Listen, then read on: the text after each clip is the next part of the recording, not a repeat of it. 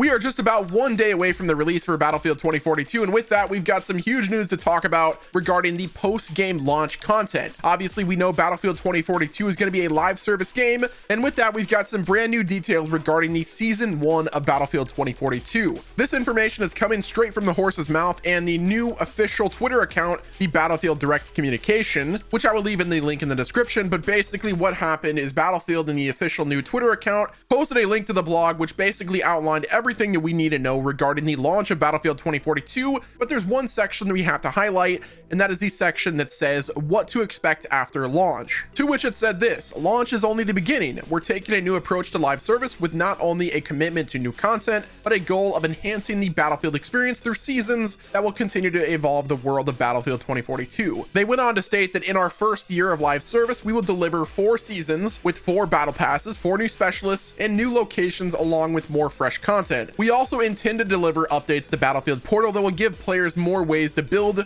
and share new Battlefield experiences with the world. That means for Season 1, you can expect a new specialist, battle pass, and portal content, and maybe even some new sites to see as the story of Battlefield 2042 continues to unfold. Expect more details early next year. So that right there confirms when we're going to get the first season of Battlefield 2042. So the launch of Battlefield 2042 is essentially going to be the pre-season. We've seen this same approach time and time again throughout other various different games like Call of Duty Vanguard and other new live service games that do release. So it's generally the standard practice whenever it comes to new games launching, which is perfectly fine. Basically, what's going down is we're going to play preseason, all of that content until at least the new year, and then from there, that's when they're going to talk more about Season 1 as well as the battle pass and hopefully get new maps and a bunch of other stuff. And they confirmed that it's actually going to be a preseason. In their next line, they said during launch, we'll also kick off the preseason with weekly missions and rewards, limited time modes, featured creator spotlights, and experiences in Battlefield Portal, and more. I've seen some users on Twitter and Reddit that are kind of concerned at the fact that the Season 1 is not launching until next year,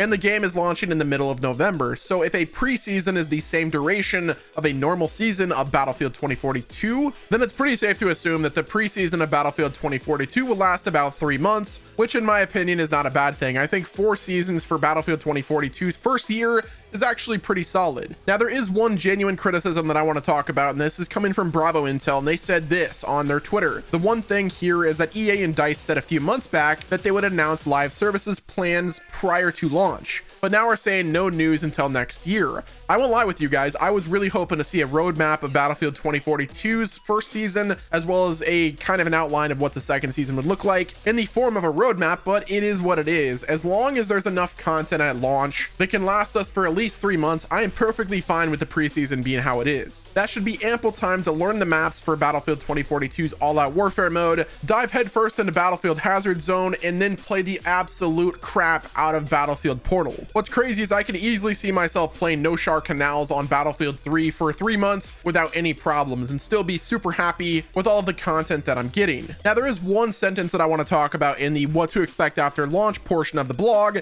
and it's likely a little bit nitpicky, but it says this: expect more details early next year. It does not, however, say that we should expect the content early next year. So it could be in January of 2022 where we get the roadmap as well as the first teaser of what Season 2 is going to look like, where they do some marketing and promotion to try to hype up the season, but that doesn't mean we're going to get the content early next year. It could be February or at hopefully the latest March of 2022. If I objectively look at all of the launch content we're getting for Battlefield 2042, I would say mid to even late January would be the best time for them to launch Season 1, primarily because Season 1 is going to have a battle pass, and you guys know how much EA loves money, so I would almost guarantee that they're going to try to push that battle pass out as quickly as possible. I have a feeling, I'm not certain, but I have a feeling that DICE is pretty much done with the second season of Battlefield 2042 in terms of maps and weapons and other content, and they probably got the rest already planned out. But one thing that I really hope Battlefield and DICE take from other games like Call of Duty Warzone is they take the approach of a mid-season update or a reloaded update for Battlefield 2042, just because seasons and battle passes usually start to get kind of stale during the midpoint, and I really hope they've taken the time to give us more content throughout the season rather than just doing the approach of here's all of the new season content, have fun,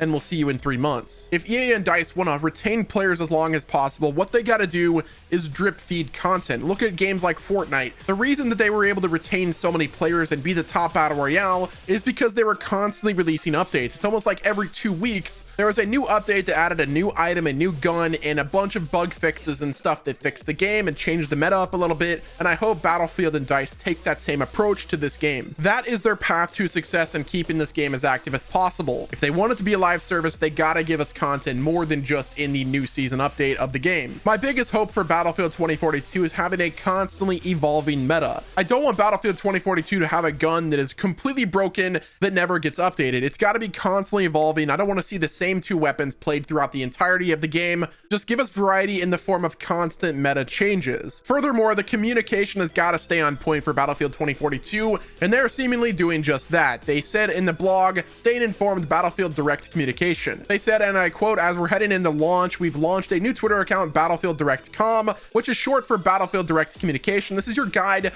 for everything in live status for Battlefield. This account will keep you informed on status updates, including dev updates, server status, patch details, and more. We encourage you to follow the page and ensure you are always in the know for all things Battlefield, which is a very good step in the right direction. In my opinion, the communication from DICE and EA in general has been pretty lackluster as of lately, but the fact that they launched this Twitter is a good step in the right direction. Now I want to shift gears on the capture event 3 for Battlefield Portal. As you're watching this video, you're likely already seen a lot of the capture footage from the event, and there's gameplay up from various different YouTubers and creators, but I want to talk about a thread from Tom Henderson. They said this, and I quote, Battlefield 2042 capture event day 3 Portal. The first half of the event consisted of participants playing 3 modes that the developers had created. The first was VIP mode, where you needed to kill the opposing team's VIP. The second mode was quick FFA, which was a fast-paced, high-damage weapons, etc. The third mode was rocket ships. Players start with 1 rocket in their weapon, but you can get another piece of ammunition by jumping 5 times. And then he went on to mention that players will now be playing Battlefield 1942 Classic Conquest, Battlefield Bad Company 2 Classic Rush, and BF3 Classic Conquest. Tom then went on to mention that Portal is something DICE is super stoked about because they know that people will spend tens of hours perfecting their own modes that if good enough could make it into future updates / games. The last thing that I want to talk about is another thing that Tom Henderson said, and that is regarding the audio of Battlefield 2042. He tweeted, and I quote, audio is something that everyone is having issues with in these capture sessions. The audio still lacks clarity and is really basic. If a player is 50 meters away, it still sounds like they're next to me, said one creator, which is kind of concerning. Hopefully they're able to iron out all of the alleged audio issues before launch, because that would be super unfortunate. But that is going to wrap it up with this Battlefield 2042 news video. If you enjoyed it and you're ready for season 1 of the game and just the launch of Battlefield 2042, and you want to wreck some people in No Shark Canals and Battlefield 2042's Portal mode, then do me a favor, leave a like, subscribe to my channel for all of your latest updates for Battlefield 2042, and until next time, this has been Wes, and I'll talk to you on the next video.